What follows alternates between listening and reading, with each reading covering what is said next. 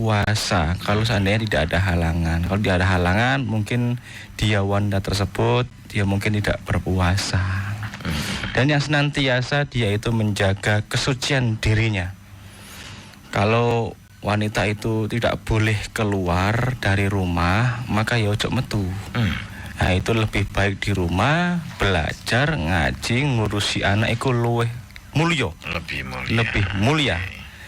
Dan uniknya Pak Omar, ini ada wa ta'at zaujah, artinya adalah ternyata yang terakhir ini yaitu taat kepada suami. Diletakkan di posisi terakhir. Ternyata kalau seorang wanita itu sholatnya jangkep 5 waktu ditambah dengan sholat-sholat yang lain, kemudian tapi dia itu tidak taat kepada suaminya, maka tidak ada surga baginya. Ada seorang wanita yang mana dia itu puasanya luar biasa. Dia puasa Ramadan, kemudian dia puasa Senin Kamis, puasa sunnah yang lainnya, tapi sik ngerasani bojone. Ngembosi bojone teko mburi. Maka tidak ada surga baginya. Apa meneh sing ketelu iki gak iso njaga kesuciannya. Diumbar neng dindi, bojone kerja, terkadang wong wedok iku metumbuh neng ndi ambek wong liya. Lah, tuh iki tidak ada surga baginya, neraka baginya. Neraka wel tempatnya. Nah, oleh karena itu Rasulullah itu sangat luar biasa, sangat fatona, sangat cerdas. Menaruh kata-kata wa ta'at zaujah itu dia di terakhir kalimat ini. Sholat 5 waktu itu penting, kemudian puasa itu penting, kemudian menjaga kesucian para wanita itu penting, tetapi yang lebih penting daripada itu harus dilengkapi dengan taat kepada suaminya. Maka dulur, jenengan mengke ketika seorang wanita, terkhusus adalah seorang istri, jikalau kita sudah merasa enak dalam beribadah, terkadang kita itu enggan taat kepada sang suami. Suami terkadang nih, kalau dia itu minta sesuatu, mohon dilayani. Gitu nggih. Nggih, lek isu ya sing wedok iku mestine tangine harus lebih dahulu daripada suami. Kalau pagi silahkan, setelah itu sholat subuh, setelah sholat subuh ojo turun meneh wahai para istri. Nah, blonjo. Oh, konten nggih. Nggih, biasane. Lanjut duwe. Lek kasih duwe. Ya, lek teng warga jemur sehari niku, terkadang kan blonjo-blonjo pun dibigak, Mbak Umar. Nonton nggih. Lapak-lapak men buka. Oh, sampun teng gang-gang wis buka kabeh. Nggih. Mangkane seorang wanita itu mestinya belanjane sakmun jam-jam sakmono niku. Jadi kerang ya sik ono, kemudian cumi-cumi ya sik fresh. Full kabeh. Full pokoknya tahu tempe mana sih anget-anget. Nah, kemudian pas suami itu jamaah subuh, setelah subuhan itu mungkin ayo masak. Jadi saat goreng bojo kerja itu minimal harus bisa sarapan di rumah. Itu adalah salah satu taatnya seorang istri kepada suami. Dan ojo lali kopi. Lek gak ngopi ya Mas? Apa? Teh lek gak ngopi. Lek gak ngopi nggih teh. Pokoke sing anget-anget lah. Ngoten Ustaz. Nggih, lek kula kopi. Ngoten nggih, kopi ketika otak kula niki butuh konspirasi. Perlu konspirasi. Nggih, kopi. Inspirasi Ustaz. Inspirasi, nggih. Nggih. Maka dalam sebuah riwayat bahwasanya Rasulullah itu lau jaza li ahadin ayyasjuda li ahadin min dunillah la amartul almar'ata antas sudah li zaujiha li azmi haqqi 'alaiha, yang artinya adalah seandainya seseorang diperbolehkan sujud kepada orang lain, seandainya nggih, selain Allah, niscaya aku perintahkan seorang wanita untuk bersujud kepada suaminya dikarenakan besarnya hak suami kepada istri. Maka seorang istri itu luar biasa kewajibannya kepada sang suami. Jikalau seorang istri mempunyai seorang ayah dan seorang suami, ketika dipanggil, yang pertama ayahnya itu manggil, wahai anakku fulan, suaminya memanggil, wahai istriku, mana yang harus didahulukan? Maka dahulukan panggilan suami. Tapi Rasulullah itu melarang untuk sujud. Kalau seandainya persujudan itu boleh, maka seorang wanita diperintahkan untuk sujud kepada suami. Luar biasa. Saking Hebatnya ya. Nggih. Nggih. Makane dulur, ijab kabul niku sangat luar biasa. Nggih. Jenengan itu selain akad bersama dengan walinya atau dengan penghulunya, itu sejatinya sudah disaksikan oleh para malaikat dan Allah. Nggih. Saya nikahkan jenengan dengan demikian, jangan menjawab saya terima. Qabil tu nikah wa tazwija bi mahrin madhkurin halan. Maka ketika itu hak dia dari sekujur tubuh dia itu milik Anda semuanya. Tapi jangan lupa kewajiban juga udah mulai berpindah kepada suami. Maka dulu sekalian, ini ada sebuah riwayat nggih. Jadi ini luar biasa sekali, saya akan bacakan riwayat tersebut. Ada seorang perempuan, Pak Omar, datang kepada Rasulullah SAW. Dia bertanya, "Wahai Rasulullah, apa hak suami atas istri?" Rasulullah menjawab, 1, mentaatinya. 2, tidak bermaksiat kepadanya. Istri tidak boleh bersedekah dari sesuatu yang ada di rumahnya kecuali dengan seizinnya suaminya. Tidak boleh berpuasa sunnah kecuali dengan izinnya. Tidak boleh mencegah keinginan suami kepadanya meskipun dia berada di punggung hewan tunggangannya. Tidak boleh keluar dari rumah kecuali dengan izinnya. Jika istri keluar dari rumahnya tanpa izin suaminya, maka malaikat langit dan malaikat bumi akan melaknatnya sampai ia kembali ke rumahnya. Luar biasa. Perempuan itu bertanya lagi, "Wahai Rasulullah, siapakah yang mempunyai hak terbesar bagi seorang laki-laki?" Rasulullah menjawab, kedua orang tuanya. Artinya ketika seorang suami dipanggil istri sama dipanggil kedua orang tuanya ibunya, maka yang suami itu harus mendahulukan panggilan ibunya. Iya. Tapi bagi seorang istri saya katakan mlebu surga iku gampang, syaratnya cuma 1, yaitu taati suami. Dan yang lainnya insya Allah akan merembet. Gitu ya. Yang kedua, Pak Omar, dari Ibnu Abbas radhiyallahu anhu berkata, seorang perempuan datang menemui Rasulullah SAW, kemudian berkata, "Wahai Rasulullah, saya adalah utusan para wanita kepadamu. Jihad adalah hal yang diwajibkan Allah kepada laki-laki. Bila mereka menang, mereka mendapatkan pahala, dan bila mereka terbunuh, maka mereka hidup di sisi Tuhannya dengan mendapatkan rezeki, sedangkan kami selalu melayani mereka. Apa yang kami dapatkan?" Jadi wong wedok niku mau cemburu kali wong lanang, Pak Omar. Wong lanang iku nek sok nang dindi, sok jihad, lek mati syahid. Kemudian berada di sisi Allah. Lah terus wong wedok iki nang ndi posisine? Nah, ngoten niku lho. Akhirnya. Nah, monggo disimak nggih. Rasul bersabda, "Sampaikanlah kepada wanita-wanita yang kau jumpai bahwa ketaatan seorang perempuan kepada suaminya dan mengakui hak-hak suaminya itu menandingi pahala itu semuanya." Jihad nggih. Sakjane lebih enak wanita. Lah alhamdulillah Pak Omar dadi wong lanang ngono ae. Lho, ngene ku opo? Masa dadi wedok ya opo iki? Namun sedikit sekali perempuan di antara kalian yang melakukannya. Sedikit sekali. Tapi lek hakikatnya ngerti, Masya Allah. Maka dulu sekalian, pahala yang diberikan Allah kepada para istri yang taat menyamai pahala yang diberikan Allah kepada mereka yang mati syahid. Saya beberapa kemarin Pak Omar mendengarkan El Victor niku. Ya Allah, kok ada dulur El Victor yang bertanya nggih. Sampai ada anak yang dijadikan tumbal. Nggih wingi niku. Lah nggih ya Allah, kula niku ngelus dodo. Kula niku ngerek orang-orang ambek bojoku lho, ngelus dodo Pak Omar. Ya Allah. Ya Allah. Anak kok jadi tumbal. Dulur, ngapunten nggih. Istri dan anak itu adalah amanah. Maka mengke nanti di akhirat itu akan dimintai pertanggungjawaban. Kemana anak ini akan kemana anak ini kamu berikan pendidikan? Kenapa dia tidak bisa membaca Al-Quran? Lu ayah ini. Lah kok dadena tumbal iki lho. Ya Allah, tapi jenenge kepin sugih Ustaz. Ya apalagi pesugihan. Lah nggih tumbal kan kepin sugih. Kula anak kan gampang Ustaz. Loh, anak punya anak lagi kan. Ngono nggih. Aduh ya ampun.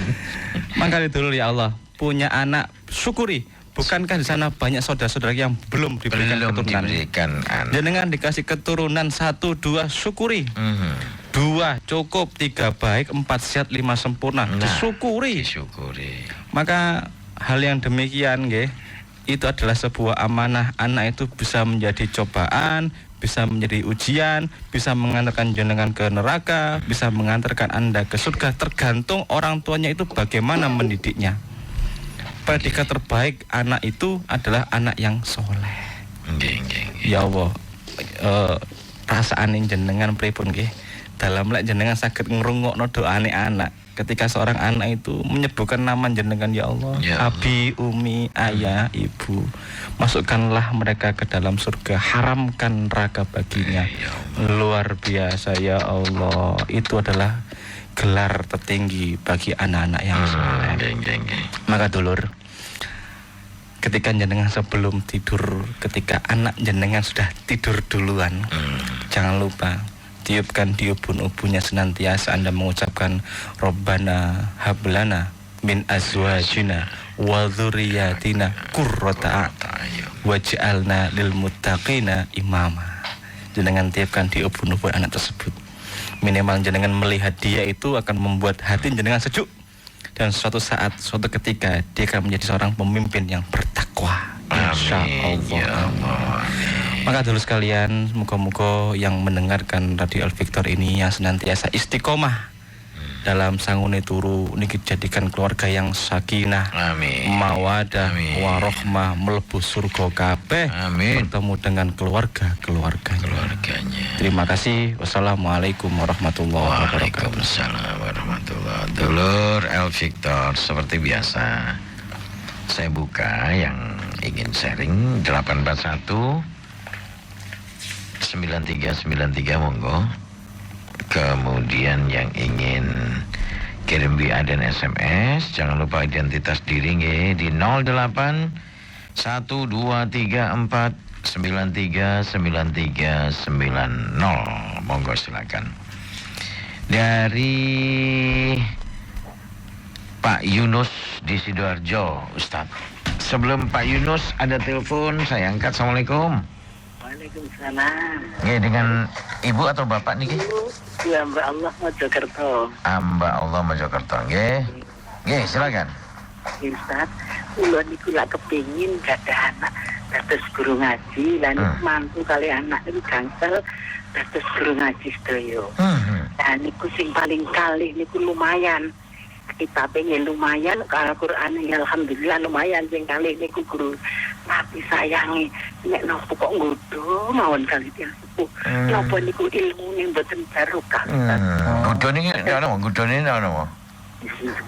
Wis kali tiyang sepuh kok nggodho nek macam-macam. Wah. Nah, kula niku ping padahal niku sing lumayan niku sing kali niku nggih saya tadi guru ngaji gangsal, tapi sing mantu lak kali anak tiga, tapi sing kali sing lumayan kita kali Qur'ane niku kenging nopo kok nggodho kula mawon. Kula sering nangis padahal kula dongaken mugi ilmune barokah.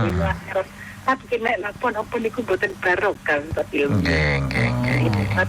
Matur nuwun. Assalamualaikum. Waalaikumsalam warahmatullahi. Pinter ngaji tapi seneng nggodho, nggih.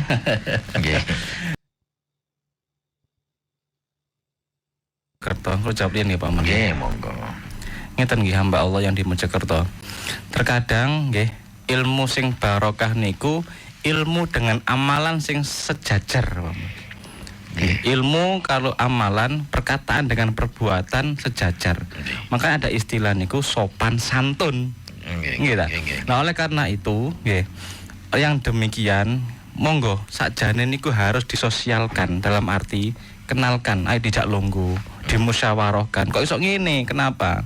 Maka solusi saya ya, ilmunya itu masih belum totalitas diamalkan. Ngene lho nak, kon niku pinter ngaji ya. Tapi kon kok ngudho apa ibumu terus ya Allah. Kon ku tak tungano dadi guru Imam Masjidil Haram. Nggih. Luar biasa. Nah niku seorang hamba Allah tadi itu, ayo bicara empat mata enak. Insya Allah kalau kita bicaranya baik tersentuh, tersentuh. Insya Allah jenengan coba riyen, nggih. Mugi-mugi jenengan saged menjadikan impian jenengan niku. Amin. Amin. Nggih, dari Pak sinten niku? Yunus. Pak Yunus Sidoarjo mau tanya, kalau lagi sholat setelah selesai membaca bacaan pada rukun sholat, terus saya tambahi berdoa dalam hati, apa boleh? Baik. Pak Yunus, yang ada di Pak Yunus, sholat. Baik. Yang rukun sholat itu ada 13 yang wajib, Omar. Ya, sisanya itu adalah sunnah. Termasuk ada sebuah ayat yang mengatakan aqimis sholata li dzikri. Yang artinya kalau jenengan itu sholat berarti mengingat Allah, maka jenengan itu boleh berdoa ya, terkhusus dalam sujud terakhir, tapi di hati aja. Nggak boleh diucapkan ataupun dilafazkan. Ya Allah, tolong niki rezeki kula seret, maka turunannya itu mboten masalah. Termasuk diucapkan lek dalam hati nggih monggo. Lek kula biasane sujud terakhir niku kula maca Robbana atina fid dunya hasanah. Niku mencakup sedaya. Dalam hati semua, Pak. Dalam hati semuanya. Ya Allah, sebutkan nama istri, sebutkan. Ya Allah, istri kula niki nggodha terus, ya Allah. Misalnya ngoten. Apik nek istri nggodha sampean terus. Nggih. Pokoke aja nggodha wong liya. Ojo. Yang lain silakan 8219393. Dari Cak Dikin, Ustaz. Jadi Cak Dikin, tanya amalan apa supaya berdagang lancar, barokah istri. Saya sudah sholat tahajud, duha, puasa, sunnah, insya Allah berkata baik. Sebab sepengetahuan saya begitu. Tapi usaha kami masih di bawah minim. Tapi dia ikhlas. Nah, amalan apa yang harus saya lakukan? Ngoten Ustaz. Nggih. Cak Dikin, jenengan niku sampun luar biasa. Sampun luar biasa. Mungkin Allah memberikan rezekinya niku sakmono. Lek Allah ngerti jenengan, insya Allah itu udah segitu. Wedine lek ditambahi kok muncul riya, sombong dan lain sebagainya. Tapi lek amalan ya, niku sian niku wonten seorang khalifah atau imam namanya Hasan Al Basri. Dia itu ditanya oleh 3 orang, salah satunya wis kerja tapi usahane sakmono-mono ae. Moco istighfar. Nah, kemudian solusinya adalah moco istighfar. Standar Rasulullah istighfar niku setiap hari itu adalah 70 kali. 70 kali. Hadis riwayat Imam Muslim. Niku nggih Pak Cak Dikin tambahin niku. Kemudian yang kedua, ayo sedekah secara infak. Jadi lek jenengan sedina niku batine 100.000 ya. Sing 2,5%-nya pinten niku? Jadi ya 2.500-nya itu untuk mereka sedekah. Sampean harus bersyukur Ustaz ya, dengan diberikan rezeki yang dikatakan sedikit. Coba jenengan eling-eling, Anda akan diberi banyak, Anda akan berbuat apa? Niku sampean eling-eling, iku pasti terjadi niku. Oh tak kaya samene jadi Gusti Allah engko lek arek iki tak kaya akeh mestine ngene ya, ngoten Ustaz. Minimal riak muncul. Pasti. Riya itu adalah jalur menuju kesombongan. Ngoten nggih Cak Dikin. Riya itu adalah syirik kecil. Betul Ustaz? Ya. Mantap. Assalamualaikum. Waalaikumsalam. Dengan Pak siapa? Supri Mojokerto. Sinten? Supri Mojokerto. Supri Mojokerto nggih, Pak. Nggih. Mau menanyakan masalah wadal. Wadal? Nggih. Ada orang menggunakan wadal yang dicari pun memangsa masyarakat. Ini cara menunjukkan seperti apa? Ya napa Ustaz? Ya napa Ustaz? Ya Pak Supri? Untuk menyingkirkan masalah ini dengan cara apa? Oh ngaten, nggih. Karena saya gini, banyak masyarakat yang resah. Nggih. Niku didamel wadal napa niku? Dalam? Wadal napa didamel napa? Pabrik napa? Pesugihan. Apa? Pesugihan. Apa? Sugihan. Kekayaan. Oh, pesugihan, nggih. Nyuwun mawon, nyuwun janganipun. Assalamualaikum. Waalaikumsalam warahmatullahi wabarakatuh. Ustaz. Coba Pak Omar terjemahkan wedal niku pripun? Ngaten Ustaz. Misalnya saya ingin kaya. Misalnya ini banyak terjadi di masyarakat yang mungkin pengetahuannya minim, di desa-desa banyak terjadi. Saya pengen kaya. Kemudian saya cari pesugihan. Dengan mengorbankan anak tetangga atau tetangga apa gitu. Loh kok bisa caranya begini? Misalnya aja tetangga lagi sakit nih anaknya, saya beri uang dia, ayo beri uang terus, beri uang. Akhirnya dia mati. Karena saya minta padahal dia. Saya minta. Paham Ustaz nggih? Nggih. Ngeten Pak Supri. Itu yang dimaksud jenengan atau tetangga ini kok adalah syirik. Syirik yang luar biasa. Wis salah, Allah itu memberikan rezekinya kepada hambanya sesuai dengan takarannya. Kadang awak dhewe niki meksa. Oleh karena itu, ya, kalau diberikan sesuatu, ya udah diterima. Lah, ngapunten nggih, yang demikian nanti itu kan setan itu, ya, dia itu ketika kita minta bantuan kepada jin yang punya sifat setan tersebut, dia nggak mungkin hanya ikhlas. Dia pasti minta balasan. Ngeten Ustaz, ngapunten. Ini bukan persoalan syirik dan tidaknya. Bagaimana cara menghentikan? Misalnya ada tetangga seperti itu, seperti yang saya ceritakan ini. Ya apa caranya menghentikan? Baik. Pertama, jenengan panggil namanya Majlis Ru'yah. Yang kedua, baca Sayyidul Istighfar. Oh, di desa saya ada. Teng Kediri wonten. Di wonten Sayyidul Istighfar. Oh, Kediri nggih gudange niku Ustaz. Kediri gudange niku. Nggih. Gudang ini, gudang belewatan. Karena telur agung dah. Sedane wong Kediri akhirnya. Nggih, masa jenengan Majlis Ru'yah, kemudian jenengan yang namanya maca Sayyidul Istighfar. Itu bukan hanya Kediri Ustaz. Di desa istri saya juga banyak seperti itu, seperti yang saya ceritakan. Jadi dia cari wadal tetangga. Kalau enggak dia koleng Ustaz. Orang yang punya pesugihan ini koleng. Sopo korban ya? Dengar. Nanti kalau ada orang yang mau diberi uang, disumbang ini, pokoknya dia tenang karena suatu ketika dia pasti diambil ngaten. Oke. Pokoknya kalau menurut saya pengalaman dan beberapa cerita niku, satu Majlis Ru'yah, ya. Kemudian yang kedua itu baca Sayyidul Istighfar, tolak balak. Nggih, niku pakai Sayyidul Istighfar. Allahumma anta rabbi niku lho. Ngoten Pak Umar, Pak Supri.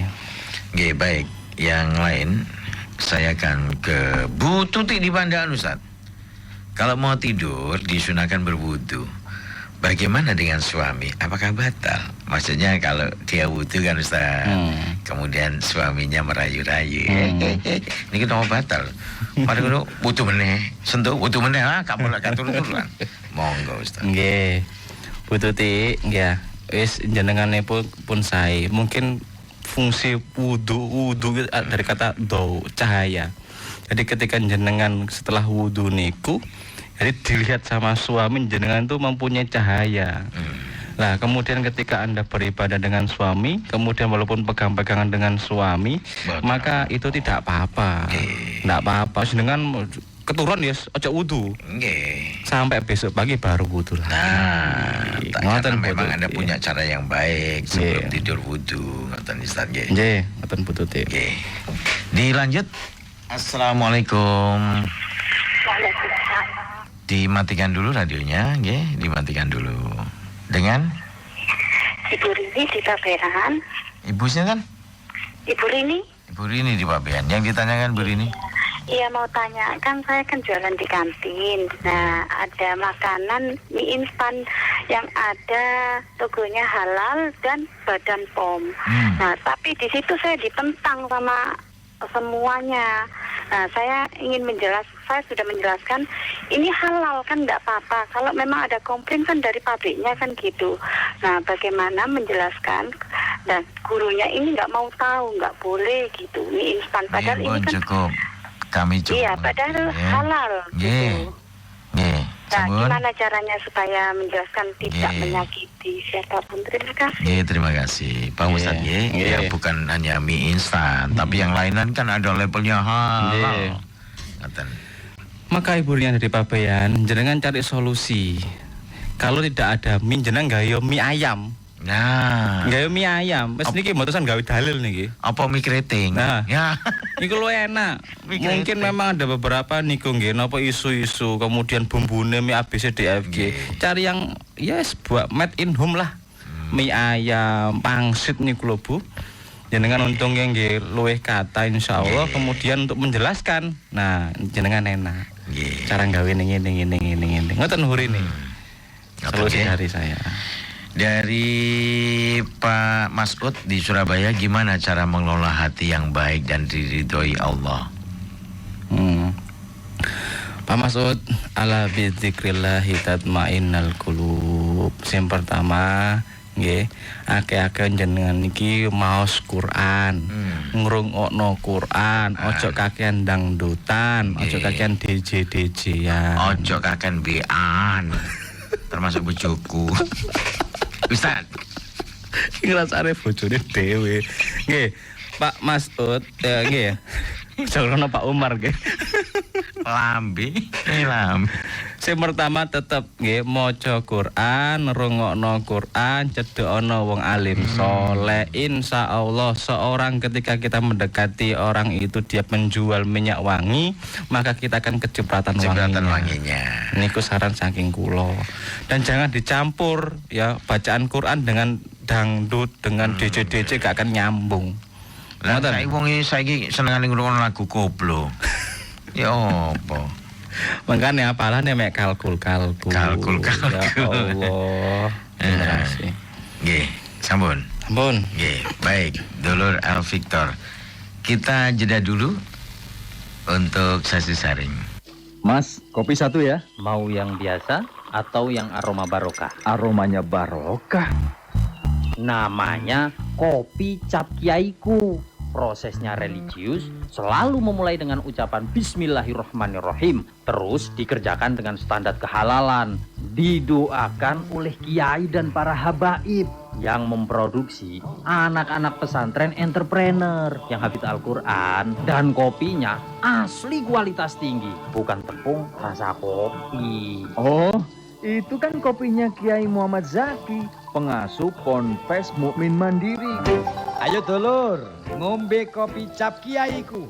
Enak tenan. Tak dongakno tambah seger waras, ayem uripe lan barokah rezeki. Diproduksi dengan proses modern, kopi cap kiaiku berbahan kopi robusta blend doa dengan kemasan eksklusif. Wah, kebetulan saya ini mau ngelamar cewek, Mas. Mudah-mudahan setelah minum kopi cap kiaiku, lamaran saya diterima. Kan mengandung doa. Kopi cap kiaiku, minum kopi sambil beramal. Kopi cap kiaiku bisa Anda dapatkan di Radio El Victor FM, Jalan Raya Jemur Sari 21, Surabaya. Tidak ada yang terdahsyat dalam kehidupan ini kecuali Al-Quran. Petunjuk jalan kehidupan, penerang dalam alam kematian, dan penyelamat di hari kebangkitan. Kitab Al-Quran ini tidak ada keraguan padanya. Petunjuk bagi mereka yang bertakwa. Assalamualaikum warahmatullahi wabarakatuh. Para pecinta Al-Quran, pecinta Rasulullah, dan pasti menjadi hambanya Allah yang ingin barokah selamanya, cintailah Al-Quran. Banyak orang yang bisa membaca Al-Quran tapi kurang faham isinya. Maka program Wakaf Al-Quran terjemahannya ini salah satu solusi supaya kita mencintai Al-Quran dan memahami Al-Quran. Semoga termasuk yang mengamalkan Al-Quran. Karena itulah yang disebut Nabi khairul ummah, sebaik-baik umat yang sangat dicintai Allah dan dicintai Rasulullah. Assalamualaikum warahmatullahi wabarakatuh. El Victor FM turut serta mencerdaskan umat untuk bisa membaca dan memahami kandungan Al-Quran dengan memberi kesempatan kepada Anda Wakaf Al-Quran Terjemah.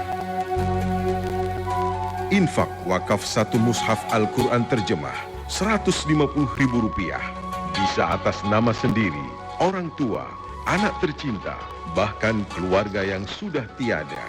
Hubungi 081 232 980 524, 081 330 663 353, dan 0896 1324 5201, serta 031 841 2470 pada jam kerja, atau hadir di El Victor, Raya Jemur Sari 21 Surabaya.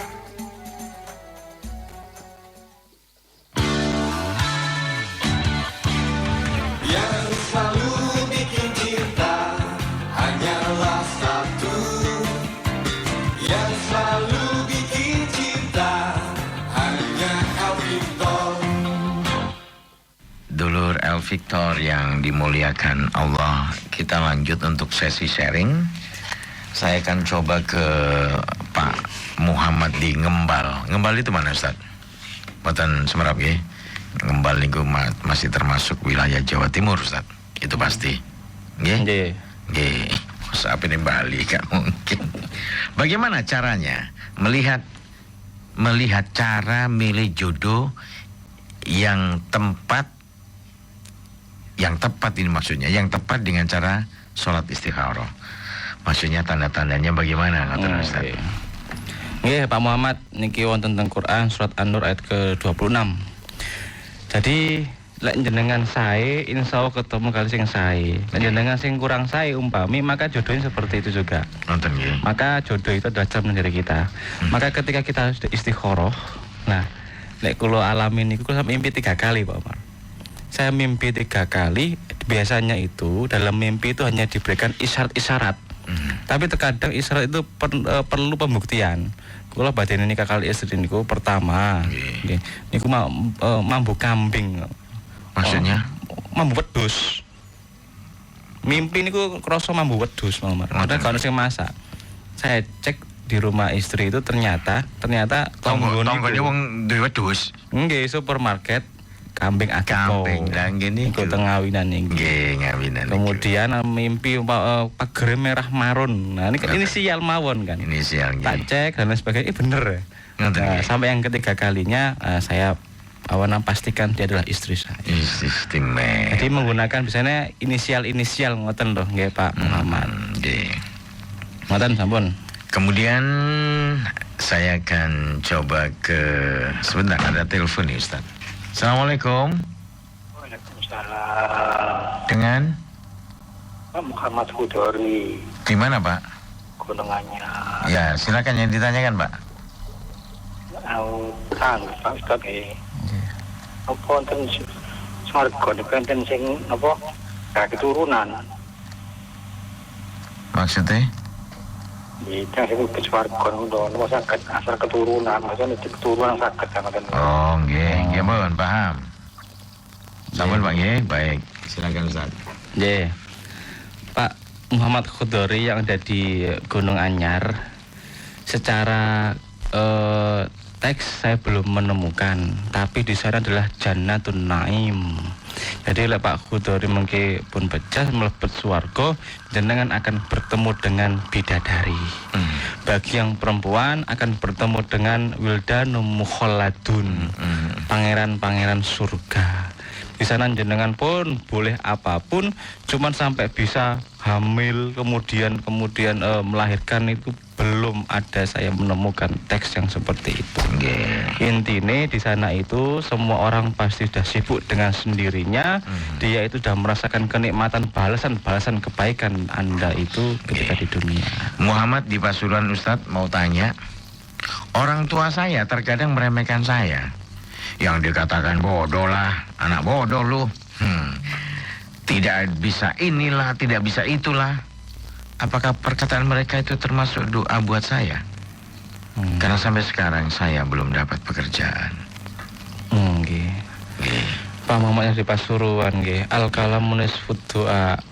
Ya, perkataan itu setengah daripada doa. Makanya jenengan wonten kejadian seperti itu, jenengan langsung mestine niku tiyang sing ngomong kayak ngono niku sing njaluk sepuro. Tapi luwih apike meneh jenengan niku tetep minta maaf kepada orang yang tersebut. Bukan Rasulullah dulu itu pernah dilempari kotoran sama orang kafir Mekah itu. Sampai Rasul diapi, akhirnya dia masuk Islam. Maka Pak Muhammad yang di Pasuruan api ono ya bisa. Insya Allah rezeki jenengan akan dari situ. Amin ya rabbal alamin. Ngoten Pak Muhammad. Jadi juga harus pesan nih pada para orang tua, kalau bisa berkata-kata yang baik Ustaz. Iya. Saya punya teman nih Ustaz. Ini berbagi pengalaman karena memang supaya jadi contoh orang tua yang lain. Ketika anak perempuannya bangun siang selalu dikata-katain, dasar kau niku sesuai gak payu rapi kon. Awan-awan tangimu. Setiap apapun tindakan yang salah selalu dia berkata, kon gak payu rapi kon. Akhirnya rapinya telat Ustaz. 30 lebih padahal. Ya Allah, gitu. Itulah al-kalamun. Itu untung masih ada yang mau merapi kan gitu. Ya ada yang mau merapi, ada yang mau menikahi. Kalau nggak ada gimana? Karena itu adalah doa Ustaznya. Iya, perkataan setengah daripada doa. Nah, niku. Jadi bagi orang tua, ayolah berkata yang baik. Dari Cynthia di Sambikerep Ustaz. Apakah boleh sebagai wanita berhubungan dengan pria yang sedang proses cerai dengan alasan rumah tangga yang pria memang tidak harmonis, dan begitu cerai dia menikah dengan pria tersebut, atau pria cukup memberi talak secara agama lalu menikah siri? Paham Ustaz? Nggih. Ketika pada masa proses selagi yang namanya tolak itu kan harus diucapkan. Maka ketika sebelum diucapkan, nah tapi dalam proses tersebut masih ada keinginan dan lain sebagainya belum diucapkan, masih boleh. Tapi kalau sudah yang namanya itu diucapkan, nah kemudian dia hubungan, itu bisa dikatakan bukan itu maksudnya. Bagaimana? Pria ini proses cerai, kemudian berhubungan dengan wanita lain yang ditanyakan Cynthia. Nggak tahu wanita lain itu siapa, karena yang tanya adalah perempuan ini. Gitu loh. Jadi apakah saya boleh? Taruhlah, apakah saya boleh saya menikah dengan berhubungan dengan seorang pria yang pria itu proses perceraian? Lu sampean kudu nikah kok. Nah, Ustaz. Nggih. Kudu nikah kok hubungan. Tapi nggak apa-apa kalau hubungan telepon. Baik, nggih. Kalau sekedar ingin ta'aruf, baiklah. Tapi kalau sana lebihnya daripada itu jangan. Jangan, saya katakan jangan lah Mbak. Tentu Mbak Cynthia ya. Sama saja. Kemudian dari sinten iki? Lutfi Rusdi di Wonokromo Pasar. Lama pasar Wonokromo Pasar dekat Toko Arjuno. Saya mau tanya, saya pengen sholat 5 waktu, kok susah? Kadang 4 waktu, ketiban subuh males banget. Kadang udah bangun tidur lagi. Enggak bagus nih. Saya sedih nangis. Saya pengen sholat jamaah, sholat 5 waktu, kok susah banget. Karena sholat saya bolong-bolong kadang sehari, cuman asar maghrib. Mohon solusi. Mas Lutfi yang di Wonokromo nggih. Wonokromo dagang terus niki sibuke. Solusinya jenengan cedekono masjid. Ketika ada panggilan Allah itu kurang sayang napa to kali jenengan Mas Lutfi? Jenengan niku disayang kali Allah, diceluk ping 5 Allahu Akbar dengan azannya. Ngono kok sungguh jenengan memang hatinya niku sedang tertutup. Ketika tertutup maka jenengan harus memaksa untuk membuka hati jenengan. Solusinya yang pertama adalah jenengan harus memaksa diri Anda cedekono masjid, ketika ada azan tinggalkan semua pekerjaan dunia, datang ke musola. Karena istiqomah itu perlu dipaksa Pak. Iya. Kalau nggak dipaksa ya nggak bisa. Ngoten Mas Lutfi nggih. Jadi solusi saya harus dipaksa, jenengan mau ndak mau harus datang ke masjid. Lek subuh ya supaya gampang tidurnya. Jenengan aja turu jam 2. Turu jam 09.00. Ngeten niki mantun sangune turu tilem mboten napa-napa. Mengke subuh tangi jam 4 sok tahajud. Subuhan jamaah luar biasa. Istimewa nggih. Dari Anissa di Surabaya, Ustadz, saya mau tanya, saat saya waktu itu didekati lelaki, tapi malah saya dijauhi. Apa itu termasuk saya sedang menolak jodoh? Karena saya tidak mau berpacaran. Paham Ustaz? Ngeten Mbak Nisa ya. Seorang laki-laki yang tidak pengecut ya, dia akan datang kepada orang tua. Tapi kalau dia ngajak pacaran jangan di PHP, maka langkah jenengan untuk menjauh itu sudah terbaik. Ngoten nggih. Nggih, maka laki-laki sing bener niku gak PHP. Langsung datang ke rumah. Langsung orang tuanya minta dia. Tapi tidak selalu dikabulkan. Nah, Kalau dhisik ngoten Ustaz kendel, malah ditolak. Aduh mati aku. Ya Allah. Soalnya ngeten Pak. Ya napa Ustaz. Kok niku penyiar dipangani opo dadi penyiar kok niku jadi mati aku. Wajar kalau mertua itu mengatakan menanyakan masalah pekerjaan. Nah, soalnya mau tidak mau ya, setelah anak itu diakad nikah, maka orang tua itu harus memberikan 100% kepada anak tersebut. Masyaallah. Umpama nggih, seumpami niki zaman sakniki nggih, seumpami sing lanang gak kerja, sing wedok wayune luar biasa, yo mikir 200 kali. Ya Allah. Makanya kewajiban bagi seorang laki-laki adalah wabima anfaqu min anwalihim. Kudu iso menafkahi secara lahir dan batin itunya. Tapi waktu ditolak saya tidak marah Ustaz. Alhamdulillah. Ambil penyiar dipangani apa? Enggak. Dalam batin saya, anakmu tidak mau dibahagiakan oleh pria yang betul-betul tanggung jawab. Ustaz. Saya kita mah keleleran Bang. Ya Allah. Ustaz. Geng Pak Umar.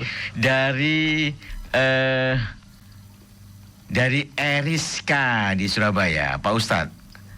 Budi saya itu seperti diikuti makhluk halus. Kadang seperti anak kecil tingkah dan cara ngomongnya. Dan takut sholat. Padahal sebelumnya tidak pernah ketinggalan sholat jemaah. Itu minta amalnya Ustadz. Ngeten. Mbak Erika yang ada di Surabaya. Eriska yang ada di Surabaya, jenengan buka Quran. Surat yang ke-43 ayat 36. Tak ulangi. Surat yang ke-43 ayat 36. Ngeten nggih, "Waman ya'su an dzikrahman nuqayyid lahu syaiton." Barang siapa yang dia ini lupa, lalai dengan Allah, maka setan itu akan mendatanginya. Ngeten nggih, roh itu ketika keluar dari jasad manusia itu pindah alam. Maka yang ada itu, yang gentayangan itu adalah korin, Pak Umar. Korin itu sinten, Jin korin, teman. Jin korin, yo nggih. Jadi yang contoh Pak Umar iki nggih, ketemu kula, pemimpinnya Pak Umar. Maka Pak Umar ini bertemu dengan jin korin saya. Ngoten nggih. Padahal tiap pagi dibaca orang loh, Ustaz. Apa? Tiap pagi dibaca orang. Iya. Korin. Koran sing dibaca orang. Korin. Aduh, serius bahas masalah korin malah koran nih. Iya, Ustaz, monggo Ustaz. Nah niku korin, maka solusinya nggih, untuk menghindari hal-hal yang demikian ya, minimal jenengan itu baca Ma'udataini, surat Ma'udataini, surat Al-Falaq sama surat An-Nas. Kemudian jenengan maca ayat kursi setelah sholat itu minimal 3 kali. 3 kali nggih. Intinya adalah zikir Rahman, zikir ojo lali kalau sing kuwasa. Nggih. Wis lah, ilang insyaallah. Dari Bu Ani di Rungkut Ustaz. Sudah setahun ini, semua pekerjaan rumah yang dulu saya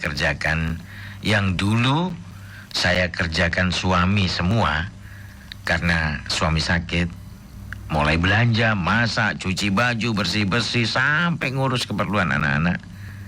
Saya sudah minta suami untuk ambil asisten rumah tangga, tapi suami tidak mau, karena bisa mengatasi semuanya. Suami hanya minta untuk menjaga kesehatan tanpa harus mengerjakan apapun. Kadang saya merasa sangat berdosa karena masalah ini. Apakah saya berdosa Ustaz membiarkan suami mengerjakan pekerjaan yang harus saya kerjakan? Maksudnya ibu ini sakit Ustaz? Nggih. Ngeten, seumpami lek ridho jenengan pun mboten dosa. Mboten dosa nggih. Lek memang suami menawarkan, artinya ketika menawarkan dengan wajah yang berseri-seri, kemudian ridho jenengan mboten dosa. Tapi lek wong Jawa terkadang gak penak. Kerjaan jenengan dicoba kali suami. Mestinya jenengan nggih bantu walaupun titik. Ojo dikekno kabeh. Enggak, karena ini sakit Ustaz. Nggih. Nah, tapi juga yang artinya adalah intinya kalau kita suami itu ridho, maka jenengan itu tidak berdosa. Ngoten kula nyandi. Karena itu kemauan suami sendiri. Nggih, ridhonya di sana. Dari Astri di Kendang Sari, Ustadz. Bagaimana kalau suami kita tidak bisa menjadi imam untuk keluarga? Kurang tanggung jawab, sering bikin istri sakit hati. Apakah kita perlu patuh dan taat? Baik, yang ada di Mbak Astri yang ada di Kendang Sari. Kepatuhan terhadap suami itu tetap ditegakkan. Cuman kalau seandainya udah menyimpang, contoh ojo sampai sholat awakmu, lah iki sing harus ditentang. Harus ditentang. Iya, harus ditentang. Tidak boleh seorang suami itu semena-mena dia itu langsung main tangan keras kepada sang istri. Ini tidak boleh. Oleh karena itu tetap Bu Astri yang ada di Kendang Sari mentaati suami tetap, tapi dalam ranah-ranah yang bisa dijangkau. Tapi kalau sifatnya masalah ibadah, ojo poso, kemudian ojo sholat 5 waktu, ini harus ditentang, tidak apa-apa. Ngoten Bu Astri di Kendang Sari. Niki Ustaz, tantangan nih untuk menjawab. Dari Ida di Gedangan, Ustaz. Saya mau tanya, salahkah saya jika saya marah dan iri ke suami jika suami waktu pulang memberi ibunya, ibu kandung, uang lebih banyak daripada ibuku atau mertuanya? Soalnya itu tidak adil menurut saya. Kon mati kon. Bujar Ustaz. Ini sembuh. Ya Ustaz. Ayo. Nggih. Pertama Bu Ida di Gedangan jangan selalu memahami. Jenengan pun di WI istilahnya cukup. Istilahnya sudah cukup nggih. Napa? Nek kalau seandainya jenengan gajinya suami jenengan itu 10 juta. Ya. Jenengan niku dikasih yang namanya niku pinten 3 juta, ya. Maka sing lanang iki engkei neng ibuke niku 4 juta. Maksud 3 juta sih kurang. Ngeten Ustaz, bukan itu masalahnya. Ibunya dia diberi lebih, sedangkan ibuke bojone mertuanya itu diberi sedikit. Ngoten lho masalah niki, makane niki apa? Ya yang pertama itu tetap kembali kepada ibunya. Karena yang melahirkan suami jenengan ya ibunya, bukan ibu jenengan. Ngeten lho, lek menurut saya kondisikan ibu jenengan, kondisikan jenengan yang kondisikan. Ibunya suami yang kondisikan suami. Nggih, leres niku leres, nggih. Jangan iri-iri ae kok tak ditukar yang liya ya apa ya Ustaz. Ya napa Ustaz? Ustaz. Nggih. Nggih, ngoten Ustaz nggih. Nggih. Kemudian dari niki Ustaz, ini tentang suami terus nih Ustaz. Dari Ibu Lia di Mojokerto. Suami yang bagaimana yang harus ditaati? Kadang sakit hati ini. Dia pernah selingkuh Ustaz. Ya napa Ustaz? Nggih. Ibu Lia yang ada di Mojokerto, jenengan niku mengke kalau seandainya mempunyai suami yang demikian niku tetap disyukuri pertama nggih. Yang kedua, sejelek-jeleknya suami, sejahat-jahatnya suami, kalau jenengan masih mencintainya, itu jenengan akan dibangun rumah di surga. Maka tanggapan jenengan untuk tetap memuliakannya. Kemudian pokoknya kalau seandainya dia menyuruh hal-hal yang sifatnya itu di luar ojo sholat dan lain sebagainya, nah ini yang jangan ditaati. Nggih. Kemudian yang ibu-ibu yang ada di Mojokerto tadi juga, jenengan harus bicara 4 mata, solusinya sebelum tidur. Sebelum tidur ayo ngomong, ya boy ke depan. Solusinya bagaimana? Itu lebih mengena. Nggih. Ngoten, Ibu Lia. Ngoten nggih. Dari Pak Alianto yang ada di Bangkalan Ustaz. Saya sudah diterima dapat PT Pelayaran. Di PT Pelayaran, amalan apa yang saya baca supaya saya cepat dapat panggilan berangkat bekerja di kapal dari orang kantor? Ngoten Ustaz. Nggih. Jenengan sak derengin donga ya. Sebelum doa itu panggil nama Allah dengan Asmaul Husna. Jenengan nggih lek kepengin rezekine lancar, sak derengin donga ya Fatah ya Rozak, ya Fatah ya Rozak. Jenengan maca donga-donga istighosah. Ini sangat luar biasa. Asmaul Husna di sana ada. Jenengan sebelum jenengan berdoa sebut nama Allah yang ada dalam Asmaul Husna. Insya Allah nanti akan sama PT-nya wis PN kapalku PN berlayar ya nggih. Lho berlayar kok ngepek kok. Kok ngepek nggih, Masya Allah. Dari Minto di Krian Ustaz. Mau tanya, apa benar tidur kalau miring ke kiri mudah digoda setan, Ustaz? Mudah digoda setan. Oke. Pak Minto yang dikrian, nggih, lek jenengan gak wudu, kemudian jenenge gak wejik dhisik, kemudian gak gelem maca ndonga-ndonga dikutuk. Nggih. Tapi jenengan wudu membaca Setan sinten nih? Sing goda. napa? Roha. Setan roha. Nggih, setan roha niku setan mimpi niku. Makane kula niki mulai 2 minggu ini Pak Mar, niki istiqomah menulis share one day before one hadis before sleep. Itu saya share ke teman-teman. Jadi sebelum tidur, saya ngirim 1 hadis masalah tidur. Mulai wudu, mulai kudu ngebasi napa jenenge niku kasur, kudu miring kanan, caranya Rasulullah tidur dan lain sebagainya. Ya minimal niku ben gak dikudu, minimal niku nggih wudu. Insyaallah akan terjaga tidur Anda. Amin ya rabbal alamin. Ngoten Pak Minto yang dikrian. Dari Rafiq di Sidoarjo, Ustaz, mau tanya, kalau kita lagi kena musibah, agar urusan kita dilancarkan lebih baiknya kita harus bagaimana?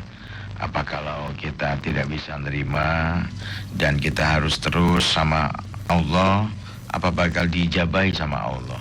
Sedangkan hati ini belum ikhlas menerima musibah. Paham ya maksudnya? Nggih. Wa basyiris sabirin. Jenengan solusinya adalah sabar, nggih. Sabar dalam menghadapi ujian. Ketika jenengan dikasih musibah ataupun yang demikian yang sebutkan tadi itu, satu ya, ojo frustasi. Nggih. Frustasi yang luar biasa. Jangan dikasih musibah, jangan langsung nyari pelampiasan ABCDF dan lain sebagainya. Itu sih nggak dipingin. Tetap berbaik sangka kepada Allah. Iya.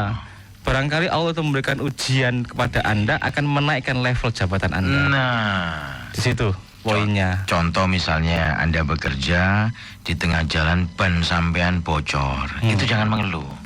Nggih. Siapa tahu dengan bocornya ban itu Allah ngerem jenengan.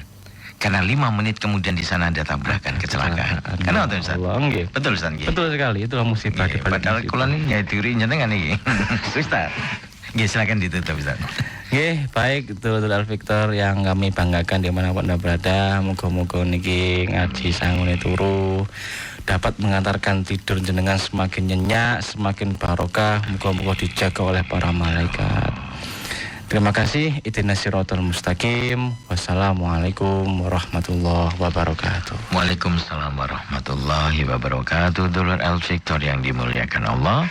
Hanya sampai di sini sangune turu fastabiqul khairat. Wassalamualaikum. Esok pagi selalu terlintas di sanubari Radio Etika.